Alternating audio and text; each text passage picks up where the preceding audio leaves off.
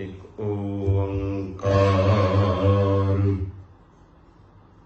सतनाम करता पुरख निर्भय निर्वैर अकाल मूर्त अजूनी सगुण गुरु प्रसाद ज्ञान गुरु दिया अज्ञान दीर विनाश हर कृपा ते संत भेटे नानक नाम प्रगास जेता जियो पिंड सर तेरा तू अंतरयामी पुरख भगवान दासन दास कहे जन नानक जेहा तू करा है तेहा हम करी बख्या दासन दास कहे जन नानक जेहा तू करा है तेहा हम करी बख्या शत्र चमत दिमाग दसों पातशाहियों के स्वरूप हाजरा हजूर याहरा हजूर जुग जुग अटालाल श्री गुरु ग्रंथ साहिब महाराज सतगुरु सच्चे पातशाह जी के पावन पवित्र दरबार विखे सभाई मान सतसंगी जन फतेह अरजै जी प्रवान करना बुलाओ फतेह वाहिगुरु जी का खालसा वाहिगुरु जी की फतेह। मानजोग सतसंगी जनों जो के कितने समय तो आद श्री गुरु ग्रंथ साहिब महाराज जी दे दूसरे राग माज राग दी वार दा लड़ीवार विचार आरंभ है।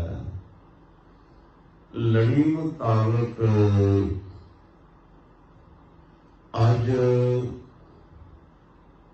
माज राग दी वार दा 16वीं पौड़ी दा पहला श्लोक जो कि जगत गुरु बाबा जी का उच्चारण किया होया है।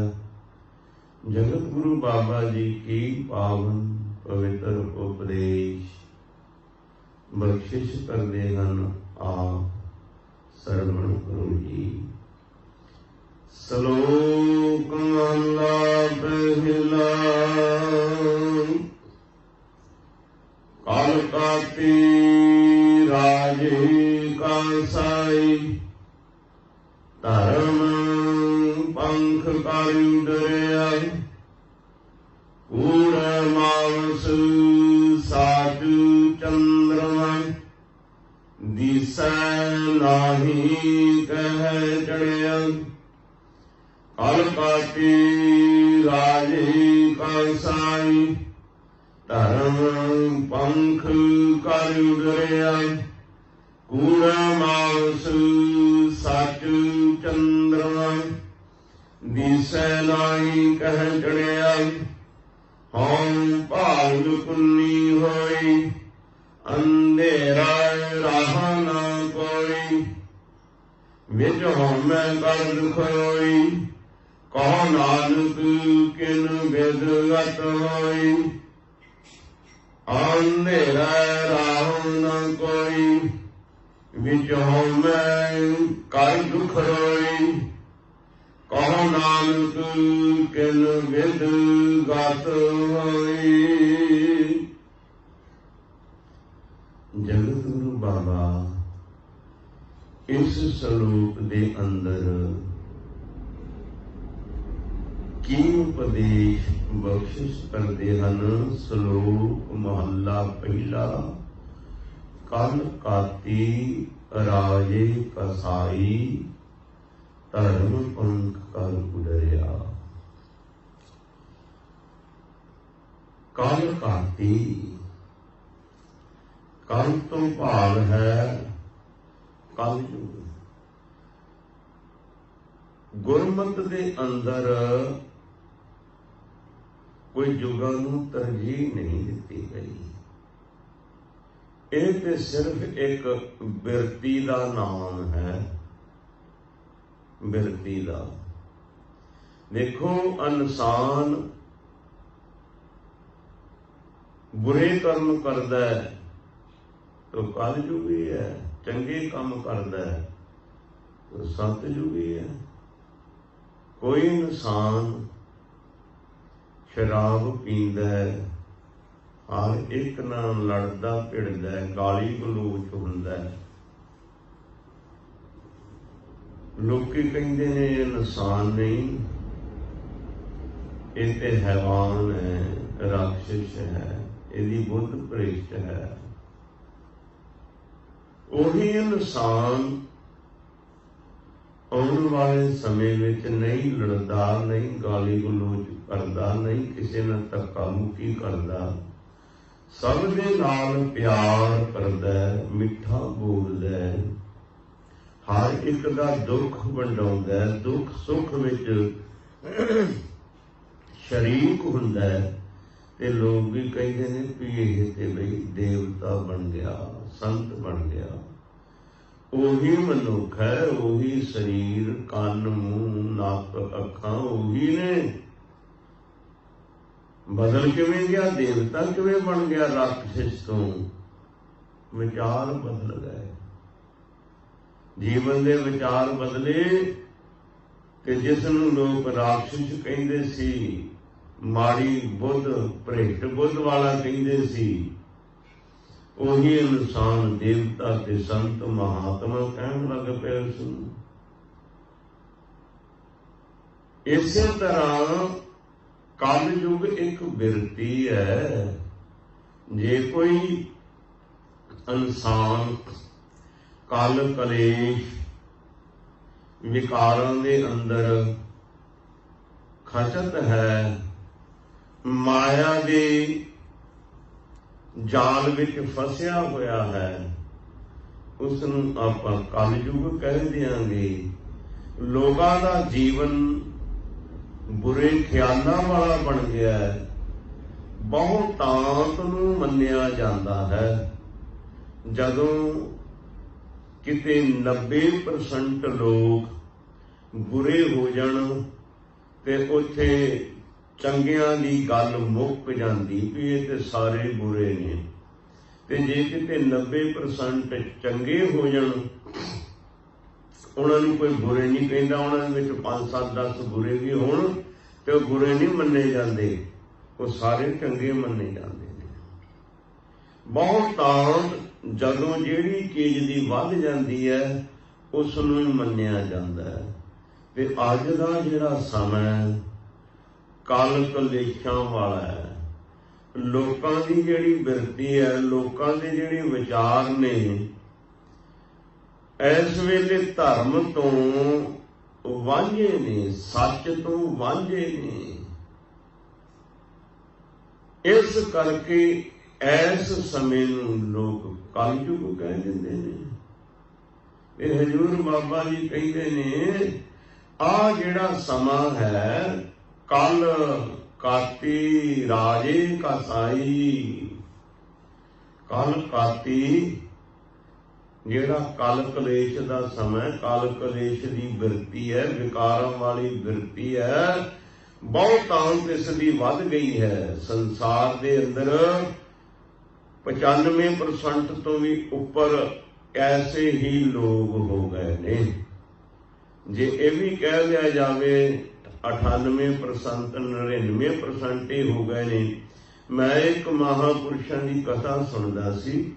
ਉਹ ਮਹਾਂਪੁਰਸ਼ ਕਹਿਣ ਲੱਗੇ, ਜੇ 7 ਅਰਬ ਦੀ ਵਰਲਡ ਦੀ ਆਬਾਦੀ ਹੈ ਲੋਕਾਂ ਦੀ, ਤੇ ਇਹਨਾਂ ਦੇ ਵਿੱਚੋਂ ਪਰਮੇਸ਼ਵਰ ਕਰੇ ਤੇ 7 ਹੀ ਨਿਕਲ ਸਕਦੇ ਨੇ ਜਿਹੜੇ ਰੱਬ ਦੀ ਬੰਦਗੀ ਵਾਲੇ ਨੇ, ਜਿਹੜੇ ਭਾਵ ਪਿਆਰ ਵਾਲੇ ਨੇ, ਜਿਹੜੇ ਪਰਮੇਸ਼ਵਰ ਨੂੰ ਮਿਲੇ ਹੋਏ ਨੇ।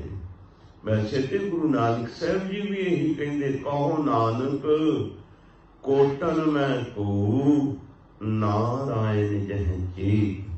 ਕਰੋੜਾਂ ਦੇ ਵਿੱਚੋਂ ਕੋਈ ਹੈ ਜਿਹਦੇ ਹਿਰਦੇ ਵਿੱਚ ਰੱਬ ਵਸਿਆ ਹੈ ਵਿਰਲੇ ਨਾਹੀ ਘਣੇ ਫੈਲ ਫਕੜ ਸੰਸਾਰ। ਬਹੁਤ ਵਿਰਲੇ ਨੇ, ਘੱਟ ਨੇ, ਥੋੜੇ ਨੇ। ਸੋ ਇਸ ਕਰਕੇ ਇਸ ਵਕਤ ਬਹੁਤਾਂਤ ਬੁਰੇ ਲੋਕਾਂ ਦੀ ਹੈ। ਤੇ ਬਾਬਾ ਜੀ ਕਹਿੰਦੇ ਨੇ, ਕੱਲ ਕਾਤੀ ਰਾਜੇ ਕਸਾਈ। ਅੱਜ ਦੇ ਜਿਹੜੇ ਰਾਜੇ ਨੇ ਉਹਨਾਂ ਨੇ ਕਸਾਈਆਂ ਵਾਲਾ ਰੂਪ ਧਾਰਨ ਕੀਤਾ ਹੈ। ਜਿਵੇਂ ਕਿ ਕਸਾਈ ਜਿਹੜਾ ਹੈ ਨਾ, ਜਾਨਵਰਾਂ ਨੂੰ ਕੋਹ ਕੇ ਮਾਰਦਾ ਹੈ, ਤੇ ਅੱਜ ਦੇ ਰਾਜਿਆਂ ਦਾ ਵੀ ਇਹੀ ਹਾਲ ਹੈ। ਪਰਜਾ ਦੇ ਨਾਲ ਬੇਨਿਆਈ ਕਰਦੇ ਨੇ, ਨਿਆਮ ਦਾ ਤੇ ਉਹਨਾਂ ਨੂੰ ਪਤਾ ਹੀ ਨਹੀਂ। ਕਲਯੁਗ ਦੇ ਰਾਜਿਆਂ ਨੇ ਕਸਾਈਆਂ ਵਾਲਾ ਰੂਪ ਧਾਰ ਲਿਆ। ਕਾਤੀ ਕਹਿੰਦੇ ਨੇ, ਹੱਥ ਵਿੱਚ ਉਹਨਾਂ ਦੇ ਛੁਰੀ ਹੈ। ਜਿਹੜਾ ਉਹਨਾਂ ਦੇ ਹੱਥ ਵਿੱਚ ਨਿਆਮ ਦੀ ਕਲਮ ਹੈ, ਉਹ ਛੁਰੀ ਦਾ ਕੰਮ ਕਰ ਰਹੀ ਹੈ। ਕਾਤੀ ਕੈਂਚੀ ਨੂੰ ਵੀ ਕਹਿੰਦੇ ਹੈ, ਪਰ ਇੱਥੇ ਅਰਥ ਕਾਤੀ ਦਾ ਛੁਰੀ ਕੀਤਾ ਗਿਆ। ਸਤਿਗੁਰੂ ਕਹਿੰਦੇ, ਕਲਯੁਗ ਦੇ ਰਾਜੇ ਜਿਹੜੇ ਨੇ ਉਹ ਕਸਾਈਆਂ ਦਾ ਰੂਪ ਧਾਰੀ ਬੈਠੇ ਨੇ, ਤੇ ਕਸਾਈ ਦੇ ਕੋਲ ਹੱਥ ਵਿੱਚ ਛੁਰੀ ਹੁੰਦੀ ਹੈ, ਜਾਨਵਰਾਂ ਨੂੰ ਕੋਹ ਕੇ ਮਾਰਨ ਵਾਸਤੇ। ਤੇ ਹਜ਼ੂਰ ਕਹਿੰਦੇ, ਧਰਮ ਪੰਖ ਕਰ ਉੱਡ ਰਿਹਾ। ਧਰਮ ਤੇ ਪੰਖ ਲਾ ਕੇ, ਖੰਭ ਲਾ ਕੇ ਉੱਡ ਗਿਆ। ਇਹਨਾਂ ਕਸਾਈਆਂ ਦਾ, ਇਹਨਾਂ ਬੁਰਿਆਂ ਲੋਕਾਂ ਦਾ ਬੋਲ ਬਾਲਾ ਹੋ ਗਿਆ। ਭਏ ਬੇਅਦਲੀ ਪਾਤਸ਼ਾਹ ਕਲ ਕਾਤੀ ਉਮਰਾਵ ਕਸਾਈ। ਭਏ ਬੇਅਦਲੀ ਪਾਤਸ਼ਾਹ। ਕਲਯੁਗ ਦੇ ਇਸ ਸਮੇਂ ਦੇ ਜਿਹੜੇ ਰਾਜੇ ਨੇ, ਕੋਈ ਅਦਲ ਨਹੀਂ ਕਰਦੇ, ਕੋਈ ਇਨਸਾਫ ਨਹੀਂ ਕਰਦੇ। ਜਿਹੜੇ ਉਹਨਾਂ ਦੇ ਅੱਗੇ ਮੁਸਾਹਿਬ ਹੈ, ਉਹ ਵੀ ਪਰਜਾ ਨੂੰ ਦੁੱਖ ਦਿੰਦੇ ਨੇ। ਭਏ ਬੇਅਦਲੀ ਪਾਤਸ਼ਾਹ ਕਲ ਕਾਤੀ ਉਮਰਾਵ ਕਸਾਈ। ਉਹਨਾਂ ਦੇ ਜਿਹੜੇ ਮੁਸਾਹਿਬ ਹੈ, ਉਹ ਵੀ ਕਸਾਈਆਂ ਦਾ ਰੂਪ ਧਾਰੀ ਬੈਠੇ ਨੇ। ਜਗਤ ਗੁਰੂ ਬਾਬਾ ਜੀ ਇੱਕ ਹੋਰ ਬੜਾ ਸੁੰਦਰ ਖਿਆਲ ਦਿੰਦੇ ਨੇ। ਉਹ ਕਹਿੰਦੇ ਨੇ, ਕੱਲ ਆਈ ਕੁੱਤੇ ਮੂਈ ਖਾਜ ਹੋਆ ਮੁਰਦਾਰ ਗੁਸਾਈ। ਕੱਲ ਜਿਹੜਾ ਵਿਕਾਰ ਨੇ ਨਾ, ਇਹਨਾਂ ਨੇ ਸੰਸਾਰ ਦੇ ਉੱਤੇ ਕੁੱਤੇ ਵਾਲਾ ਰੂਪ ਧਾਰਨ ਕਰ ਲਿਆ। ਜਿਵੇਂ ਭਟਕਿਆ ਹੋਇਆ ਪਾਗਲ ਕੁੱਤਾ ਫਿਰਦਾ ਹੈ ਨਾ, ਇਸੇ ਤਰ੍ਹਾਂ ਇਹ ਕਲਯੁਗ ਦੇ ਜਿਹੜੇ ਰਾਜੇ ਨੇ, ਇਹਨਾਂ ਦਾ ਰਾਜੇ ਸ਼ਹੀ ਮੁਕੱਦਮ ਕੁੱਤੇ ਜਾਏ ਜਗਾਇਨ ਬੈਠੇ ਸੁੱਤੇ। ਚਾਕਰ ਨਹਿਦਾ ਪਾਇਨ ਘਾਓ ਰਤ ਪਿੱਤ ਕੁੱਤਿਓ ਚੱਟ ਜਾਓ। ਇਹ ਜਿਹੜੇ ਕਲਯੁਗ ਤੇ ਮੈਂ ਪਹਿਲੇ ਹੀ ਦੱਸਿਆ, ਬਿਰਤੀ ਹੈ, ਇੱਕ ਬਿਰਤੀ ਦਾ ਨਾਮ ਹੈ। ਇਸ ਸਮੇਂ ਦੇ ਜਿਹੜੇ ਰਾਜੇ ਲੋਕ ਨੇ, ਮੋਹਤਬਾਰ ਲੋਕ ਨੇ, ਉਹਨਾਂ ਦਾ ਜੀਵਨ ਐਸਾ ਬਣ ਗਿਆ, ਪਰਜਾ ਦੇ ਨਾਲ ਬੇਨਿਆਈ ਕਰਦੇ ਨੇ। ਰਾਜੇ ਸ਼ੀਹੀ, ਰਾਜੇ ਸ਼ੇਰਾਂ ਦਾ ਰੂਪ ਧਾਰੀ ਬੈਠੇ ਨੇ। ਰਾਜੇ ਸ਼ੀਹ ਮੁਕੱਦਮ ਕੁੱਤੇ, ਜਿਹੜੇ ਉਹਨਾਂ ਦੇ ਅਹਿਲਕਾਰ ਨੇ, ਅੱਗੇ ਮੰਤਰੀ ਨੇ। ਜਿਵੇਂ ਕੁੱਤੇ ਸ਼ਿਕਾਰ ਕੱਢਦੇ ਨੇ ਤੇ ਉਹ ਸ਼ਿਕਾਰੀ ਬਣੇ ਫਿਰਦੇ ਨੇ, ਸ਼ਿਕਾਰੀ ਕੁੱਤਿਆਂ ਦੀ ਤਰ੍ਹਾਂ ਉਹਨਾਂ ਦੇ ਅਹਿਲਕਾਰ ਮੰਤਰੀ ਨੇ। ਰਾਜੇ ਸ਼ੀ ਮੁਕੱਦਮ ਕੁੱਤੇ ਜਾਏ ਜਗਾਇਨ ਬੈਠੇ ਸੁੱਤੇ। ਪਰਜਾ ਨੂੰ ਵੇਲੇ ਕੁਵੇਲੇ ਤੰਗ ਕਰਦੇ ਨੇ, ਪਰਜਾ ਦੇ ਉੱਤੇ ਜ਼ੁਲਮ ਢਾਉਂਦੇ ਨੇ। ਜਾਏ ਜਗਾਇਨ ਬੈਠੇ ਸੁੱਤੇ। ਚਾਕਰ ਨਹਿਦਾ ਪਾਇਨ ਘਾਓ ਰਤ ਪਿੱਤ ਕੁੱਤਿਓ ਚੱਟ ਜਾਓ। ਇਹ ਜਿਹੜੇ ਅੱਗੇ ਰਾਜਿਆਂ ਦੇ ਮੁਲਾਜ਼ਮ ਹੈ, ਇਹ ਉਹਨਾਂ ਦੇ ਛੋਟੇ ਮੁਲਾਜ਼ਮ ਸਮਝ ਲਓ, ਜਿਵੇਂ ਨੌਂਦਰਾਂ ਹੁੰਦੀਆਂ ਨੇ, ਜਿਹਨਾਂ ਨੂੰ ਨੌਂਦਰਾਂ ਮਾਰਦੇ ਨੇ, ਪੰਜਾ ਮਾਰਦੇ ਸ਼ੇਰ ਜਾਂ ਕੁੱਤੇ, ਉਹਨਾਂ ਦੇ ਜ਼ਖਮ ਹੋ ਜਾਂਦੇ ਨੇ। ਤੇ ਇਸੇ ਤਰ੍ਹਾਂ ਇਹ ਰਾਜਿਆਂ ਦਾ ਹਾਲਾਤ ਬਣਿਆ ਹੋਇਆ ਹੈ। ਰਾਜੇ ਤੇ ਵੈਸੇ ਹਿਸਟਰੀ ਨੂੰ ਵੇਖੀਏ ਬਹੁਤ ਥੋੜੇ ਰਾਜੇ ਮਿਲਣਗੇ ਹਿਸਟਰੀ ਦੇ ਅੰਦਰ ਜਿਨ੍ਹਾਂ ਨੇ ਸੱਤ ਦਾ ਰਾਜ ਕੀਤਾ ਹੈ, ਜਿਨ੍ਹਾਂ ਨੇ ਸੱਚ ਦਾ ਰਾਜ ਕੀਤਾ ਹੈ, ਪਰਮੇਸ਼ਵਰ ਨੂੰ ਸੱਚ ਜਾਣ ਕੇ ਪ੍ਰਜਾ ਨੂੰ ਸੁੱਖ ਦਿੱਤਾ ਹੈ, ਪ੍ਰਜਾ ਨੂੰ ਆਪਣੇ ਬੱਚਿਆਂ ਸਮਾਨ ਸਮਝਿਆ। ਬਹੁਤ ਘੱਟ ਹਿਸਟਰੀ ਦੇ ਵਿੱਚ ਰਾਜੇ ਮਿਲਣਗੇ। ਬਹੁਤ ਜ਼ਿਆਦਾ ਰਾਜੇ ਇਸ ਤਰ੍ਹਾਂ ਦੇ ਮਿਲਣਗੇ ਜਿਨ੍ਹਾਂ ਨੇ ਪ੍ਰਜਾ ਨੂੰ ਦੁੱਖ ਦਿੱਤਾ ਹੈ, ਪ੍ਰਜਾ ਦੇ ਨਾਲ ਬੇਨਿਆਈ ਕੀਤੀ ਹੈ। ਇਸ ਵੇਲੇ ਤੇ ਰਾਜਿਆਂ ਦਾ ਬਿਲਕੁਲ ਇਹੀ ਰੂਪ ਹੈ, ਪ੍ਰਜਾ ਨੂੰ ਦੁੱਖ ਦੇਣ ਵਾਲਾ। ਪ੍ਰਜਾ ਨੂੰ ਜਿਵੇਂ ਸ਼ੇਰ ਗਾਈਆਂ ਦੇ ਉੱਤੇ ਜਾ ਪੈਂਦਾ ਹੈ ਨਾ, ਗਾਈਆਂ ਦੇ ਵੱਗ ਦੇ ਉੱਤੇ, ਹਿਰਨਾਂ ਦੀ ਡਾਰ ਉੱਤੇ ਜਾ ਪੈਂਦਾ ਹੈ, ਇਸ ਵੇਲੇ ਰਾਜਿਆਂ ਦਾ ਇਹੀ ਕੰਮ ਹੈ। ਰਾਜੇ ਲੋਕ ਜਿਹੜੇ ਨੇ ਇਸ ਵੇਲੇ ਪ੍ਰਜਾ ਨੂੰ ਸੁੱਖ ਨਹੀਂ ਦੇ ਰਹੇ। ਰਾਜਿਆਂ ਦਾ ਕੰਮ ਹੁੰਦਾ ਪ੍ਰਜਾ ਨੂੰ ਸੁੱਖ ਦੇਣਾ, ਪ੍ਰਜਾ ਦੇ ਸੁੱਖ ਵਾਸਤੇ ਸੋਚਣਾ। ਪਰ ਇਸ ਵੇਲੇ ਦੇ ਰਾਜੇ ਜਿਹੜੇ ਨੇ ਆਪਣਾ ਪੇਟ ਭਰਨ ਤੇ ਲੱਗੇ ਹੋਏ ਨੇ, ਪ੍ਰਜਾ ਦਾ ਉਹਨਾਂ ਨੂੰ ਖਿਆਲ ਨਹੀਂ। ਰਾਜੇ ਤੇ ਪਹਿਲਾਂ ਤੋਂ ਏਦਾਂ ਕਰਦੇ ਆਏ ਨੇ, ਪਰ ਹੁਣ ਇਸ ਤਰ੍ਹਾਂ ਦਾ ਸਮਾਂ ਆ ਗਿਆ ਜਿਹੜੇ ਇਨਸਾਨ ਨੂੰ ਥੋੜੀ ਜਿਹੀ ਪਾਵਰ ਮਿਲ ਜਾਂਦੀ ਹੈ, ਚਾਹੇ ਰਾਜ ਭਾਗ ਵਿੱਚ ਸਤਾ ਮਿਲ ਜਾਂਦੀ ਹੈ, ਰਾਜ ਦਰਬਾਰ ਵਿੱਚ, ਉਹ ਵੀ ਪੁੱਠੇ ਰਸਤੇ ਚੱਲ ਪੈਂਦਾ ਹੈ। ਉਹ ਵੀ ਆਪਣਾ ਪੇਟ ਭਰਨ ਵਾਸਤੇ ਚੱਲ ਪੈਂਦਾ, ਪ੍ਰਜਾ ਨੂੰ ਨਹੀਂ ਵੇਖਦਾ। ਜੇ ਕਿਸੇ ਨੂੰ ਮਾਮੂਲੀ ਜਿਹਾ ਕੋਈ ਅਹੁਦਾ ਮਿਲ ਜਾਂਦਾ ਹੈ ਤੇ ਉਹ ਵੀ ਮਨਮਾਨੀਆਂ ਕਰਨ ਲੱਗ ਪੈਂਦਾ। ਪਿੰਡ ਦੇ ਵਿੱਚ ਸਰਪੰਚ ਬਣਾ ਦਿਓ, ਜਿਸ ਸਰਪੰਚ ਨੂੰ ਰੋਟੀ ਨਹੀਂ ਸੀ ਖਾਣ ਨੂੰ ਮਿਲਦੀ ਉਹ ਲੱਖਾਂ ਕਰੋੜਾਂ ਦਾ ਮਾਲਕ ਬਣ ਜਾਂਦਾ। ਇਹਦਾ ਮਤਲਬ ਕੀ ਕਿ ਮਸ਼ੀਨ ਲਾ ਲੇ ਰੁਪਈਆਂ ਦੀ? ਨਹੀਂ, ਪ੍ਰਜਾ ਨੂੰ ਲੁੱਟਿਆ ਖਾਧਾ। ਇਹਨਾਂ ਦਾ ਤੇ ਕੰਮ ਹੈ। ਰਾਜੇ ਤੇ ਇਸ ਤਰ੍ਹਾਂ ਕਰਦੇ ਨੇ, ਸਰਕਾਰੂ ਮੁਲਾਜ਼ਮ ਤੇ ਇਸ ਤਰ੍ਹਾਂ ਕਰਦੇ ਨੇ, ਤੇ ਜਿਹੜੇ ਪਿੰਡਾਂ ਸ਼ਹਿਰਾਂ ਦੇ ਵਿੱਚ ਜਿਹੜੇ ਪੰਚਾਇਤਾਂ ਦੇ ਬੰਦੇ ਨੇ ਉਹ ਵੀ ਇਹੀ ਕੁਝ ਕਰਦੇ ਨੇ। ਤੇ ਜੇ ਫਿਰ ਪੁੱਛੋ ਖਿਮਾ ਕਰਨਾ, ਜਿਹੜੇ ਧਾਰਮਿਕ ਅਸਥਾਨਾਂ ਦੇ ਉੱਤੇ ਜਿਨ੍ਹਾਂ ਨੇ ਧਰਮ ਦੇ ਅਸਥਾਨਾਂ ਦਾ ਪ੍ਰਬੰਧ ਕਰਨਾ, ਉਹ ਵੀ ਇਹੋ ਜਿਹੇ ਹੀ ਹਨ। ਆਪਾਂ ਨੂੰ ਹੋਰ ਕਿਸੇ ਪਾਸੇ ਜਾਣ ਦੀ ਲੋੜ ਨਹੀਂ। ਸਿੱਖ ਜਗਤ ਦੇ ਵਿੱਚ ਤੁਸੀਂ ਵੇਖ ਲਓ, ਜਿੰਨੇ ਧਰਮ ਅਸਥਾਨ ਨੇ ਉਹਨਾਂ ਲੋਕਾਂ ਦੇ ਕੰਟਰੋਲ ਵਿੱਚ ਹੈ ਜਿਹੜੇ ਕਿ ਧਰਮ ਨੂੰ ਆਪਣੇ ਫਾਇਦੇ ਵਾਸਤੇ ਵਰਤ ਰਹੇ ਨੇ। ਧਰਮ ਨੂੰ ਉਹਨਾਂ ਨੇ ਇੱਕ ਮਖੌਟਾ ਬਣਾਇਆ ਹੋਇਆ, ਕਰਦੇ ਨੇ ਆਪਣੀ ਹਵਸ ਪੂਰੀ, ਪਰ ਨਾਮ ਧਰਮ ਦਾ ਹੈ। ਇਹ ਨਹੀਂ ਵੀ ਇੱਕ ਜਗ੍ਹਾ ਪੈਰ ਦੇ ਅੰਗੂਠੇ ਤੋਂ ਲੈ ਕੇ ਸਿਰ ਤੱਕ ਇਹੀ ਹਾਲ ਹੈ ਅੱਜ ਦਾ।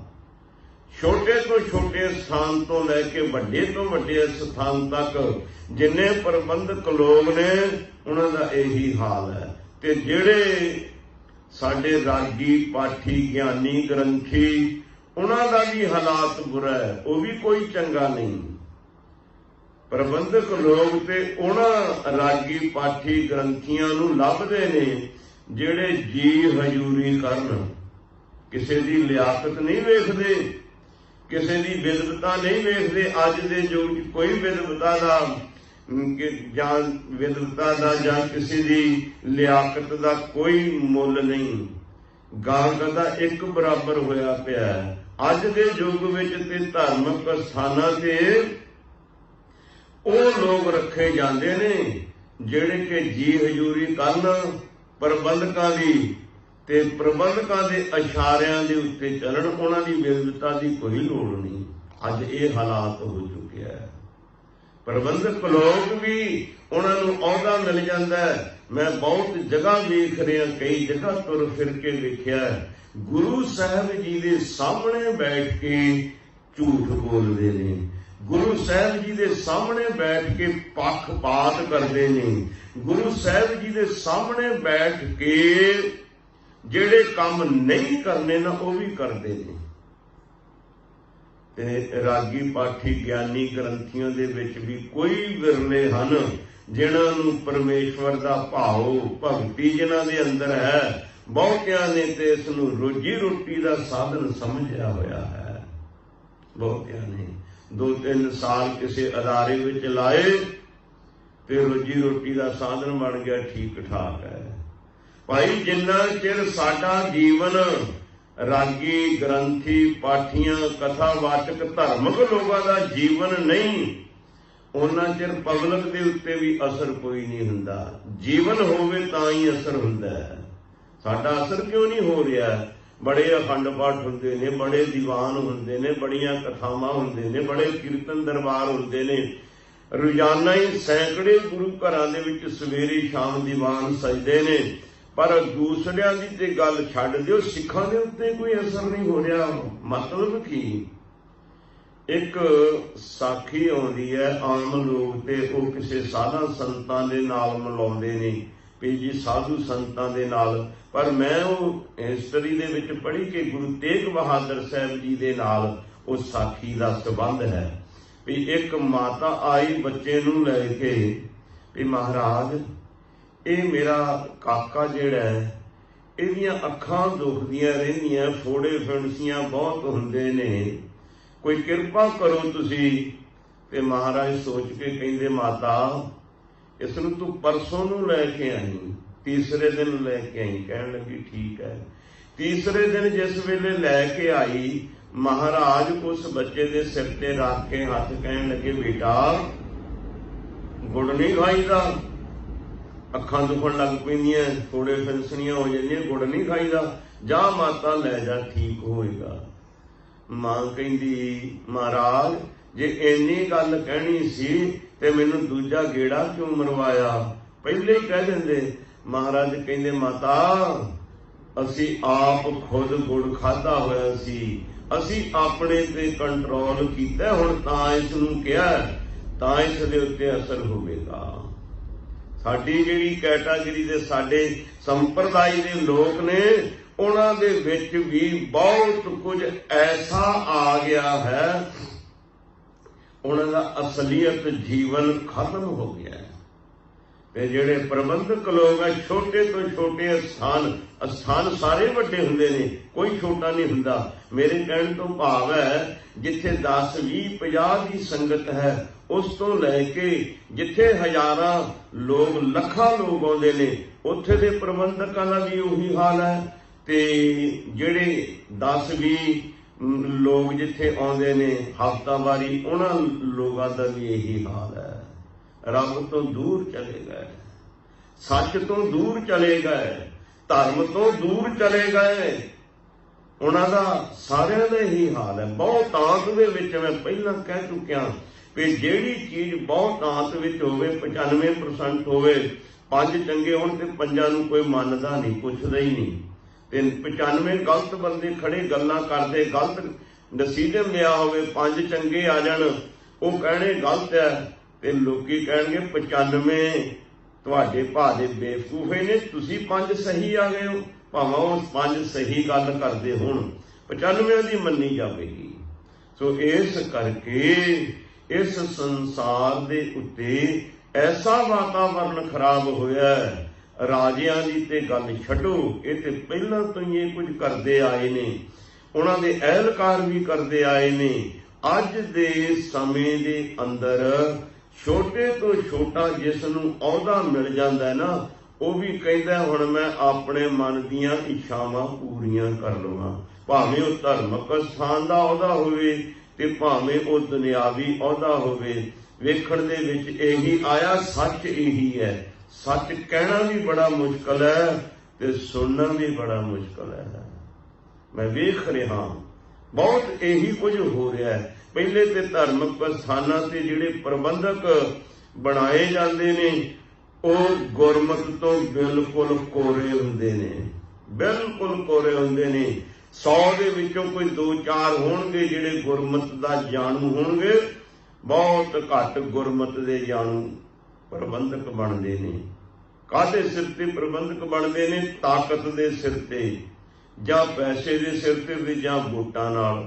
भावें वो गुरमत जानन जां ना जानन, 10 गुरुआं दा नां आवे उन्हां नूं ना जां ना पता होवे, 5 प्यारिਆਂ ਦਾ ਨਾਂ ਉਹਨਾਂ ਨੂੰ पता होवे जां ना होवे, 5 पौड़ियां जपजी साहिब ਦੀਆਂ सुध पढ़ लैण जां ना पढ़ लैण, पावर दे सिर ते ਉਹ प्रबंधक बन ਜਾਂਦੇ ਨੇ। ਤੇ ਇਹ ਸਾਰੇ ਪਾਸੇ वातावरण खराब होया है। तो जगत गुरु बाबा जी की कह रहे ने, कल काते राजे कसाई धर्म पंख कर उडरिया, धर्म भी पंख खंभ ला के उड गया है। धार्मिक स्थानां तो उड गया ते संसार विच किथे रहना? बहुत घट धर्म है।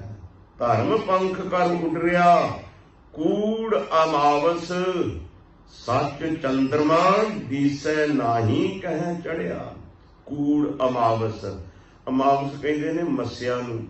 मस्या दी रात नूं बिल्कुल 4 चफेरे हनेरा ही छाया हुंदा है। इसे तरह कूड़ अमावस झूठ दा हनेरा संसार दे उत्ते 4 चफेरे फैलिया होया है।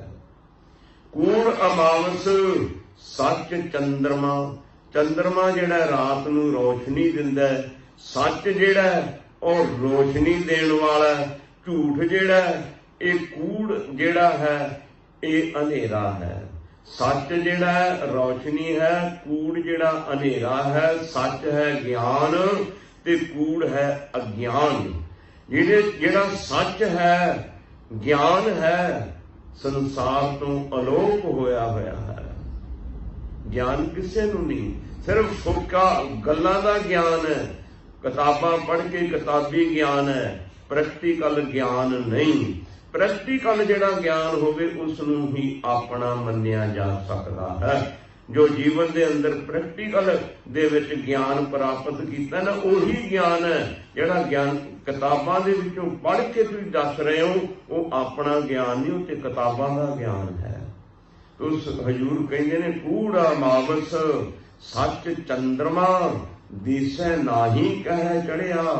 कूड़ दी अमावस दी रात वर्गा कूड़ फैलिया होया, जिवें मस्या दी रात नूं हनेरा छाया हुंदा है, इसे तरह कूड़ दा हनेरा 4 चफेरे छाया होया है।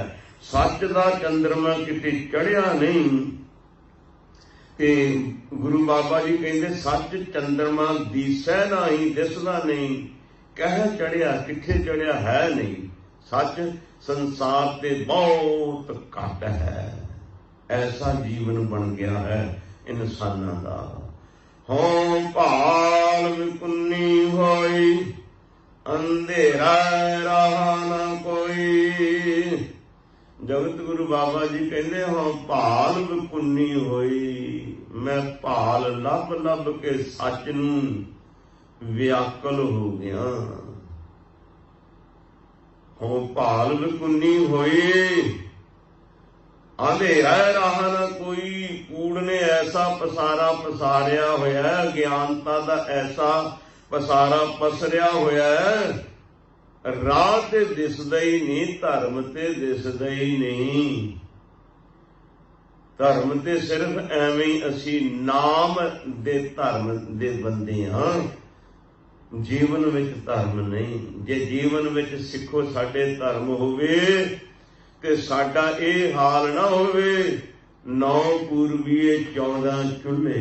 साडा हाल इस वेले ही होया है। पढ़ लिख भी असी बहुत गए हाँ, माइक तौर ते भी असी बड़ी चढ़दियां कला च है। सिखां दे कोल धन पदार्थ भी बहुत है, सिख विदेश दे विच भी बहुत बैठा है, पढ़े लिखे भी है, चंगे अहुदियां ते भी है। पर सिखो साडे अंदरों सच दा ज्ञान खत्म हो गया है। जेड़े दिखावा करते ने धर्म दा, वो भी केवल ते दिखावा ही दिखावा रह गया। असलियत उन्हां दे अंदरों भी खत्म हो गई।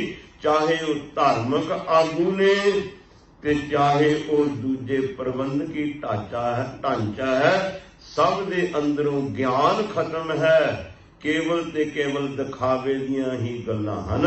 तां ते गुरु बाबा जी कहंदे हो भाल विकुन्नी होई, मैं सच नूं लभदियां मैं पजल हो गया, मैं सच नूं लभदियां व्याकुल हो गया। अंधेरा राहों न कोई, अज्ञानता दा ऐसा अंधेरा फैलिया राह दिसदा ही नहीं। विच हौमै कर दुख रोए,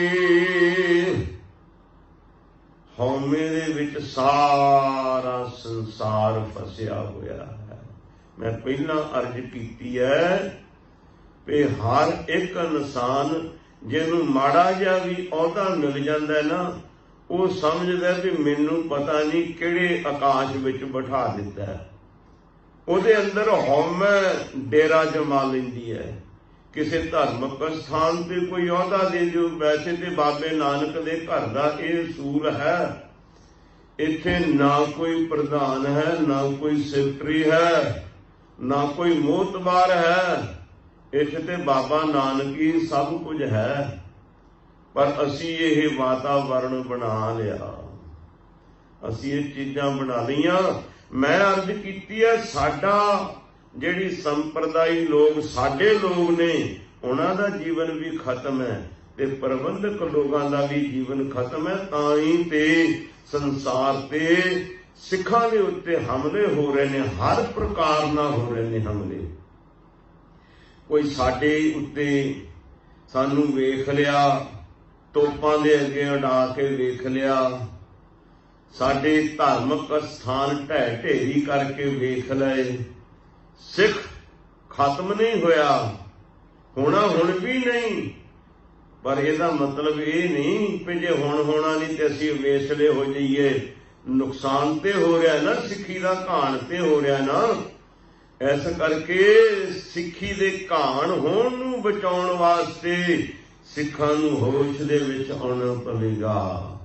सिखो गुरबाणी दे नाल जुड़ना पवेगा, गुरबाणी तो मार्ग दर्शन करना पवेगा। असी गुरबाणी तो दूर चले गए, असी केवल ते केवल कथा कहानियां नाल जुड़ गए, असी केवल ते केवल दुनियावी अहुदियां नाल जुड़ गए।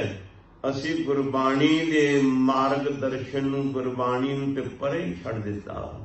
गुरबाणी इस जग मह चानण, कर्म वसै मन आए। गुरबाणी ज्ञान है, चानण है, लोह है, प्रकाश है।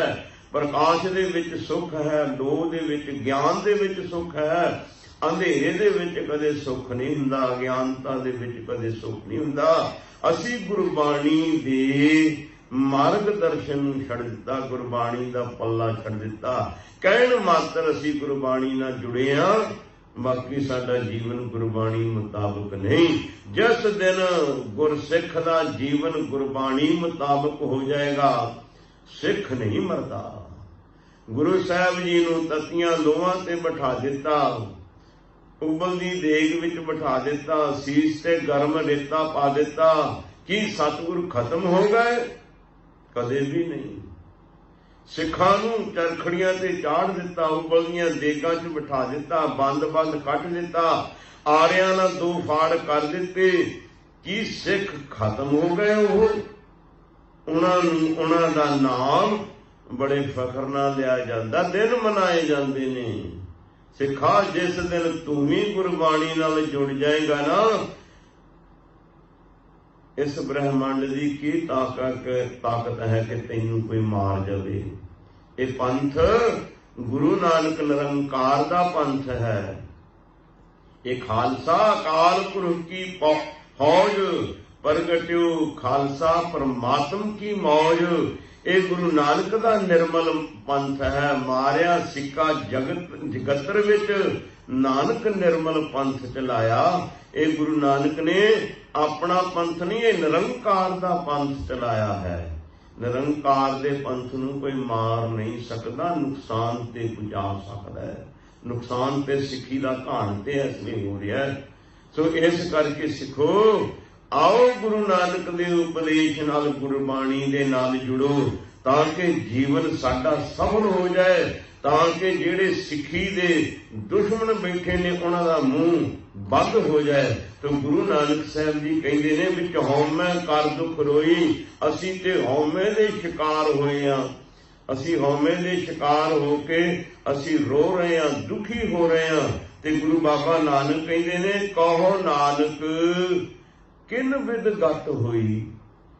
ਫਿਰ ਸਤਿਗੁਰੂ ਜੀ ਕਹਿੰਦੇ ਜੇ ਸੰਸਾਰ ਦਾ, ਜੇ ਦੁਨੀਆ ਦਾ, ਜੇ ਧਾਰਮਿਕ ਲੋਕਾਂ ਦਾ, ਜੇ ਆਮ ਇਨਸਾਨਾਂ ਦਾ ਵਾਤਾਵਰਣ ਜੀਵਨ ਖਰਾਬ ਹੋ ਗਿਆ, ਧਰਮ ਨਾਲੋਂ ਟੁੱਟ ਗਏ ਨੇ, ਰਾਹ ਤੋਂ ਭਟਕ ਗਏ ਨੇ, ਤੇ ਫਿਰ ਕਿਵੇਂ ਰਾਹ ਮਿਲ ਸਕਦਾ, ਕਿਵੇਂ ਗਤੀ ਹੋ ਸਕਦੀ ਹੈ, ਕਿਵੇਂ ਸਿੱਖ ਦਾ ਪਾਰ ਉਤਾਰਾ ਇਨਸਾਨ ਦਾ ਹੋ ਸਕਦਾ ਹੈ। ਇਸ ਗੱਲ ਨੂੰ ਸਤਿਗੁਰੂ ਜੀ ਅਗਲੇ ਸ਼ਲੋਕ ਦੇ ਅੰਦਰ ਦੱਸਦੇ ਨੇ ਕਿ ਸਿੱਖਾ ਜੇ ਤੂੰ ਬਚਣਾ ਤੇ ਤੇਰਾ ਕਿਵੇਂ ਪਾਰ ਉਤਾਰਾ ਹੋ ਸਕਦਾ, ਕਿਵੇਂ ਬਚ ਸਕਦਾ। ਅਗਲੇ ਸ਼ਲੋਕ ਦੇ ਅੰਦਰ ਸਤਿਗੁਰੂ ਜੀ ਨੇ ਸਪਸ਼ਟ ਦੱਸ ਦਿੱਤਾ ਹੈ। ਸਮਾਂ ਹੋ ਗਿਆ, ਇਤਨੇ ਕੁ ਲਫ਼ਜ਼ ਕਬੂਲ ਕਰਨੇ, ਹੋਈਆਂ ਭੁੱਲਾਂ ਗਲਤੀਆਂ ਦੀ ਮੁਆਫੀ ਦੇਣੀ ਜੀ। ਬੁਲਾਓ ਫਤਿਹ। ਵਾਹਿਗੁਰੂ ਜੀ ਕਾ ਖਾਲਸਾ, ਵਾਹਿਗੁਰੂ ਜੀ ਕੀ ਫਤਿਹ।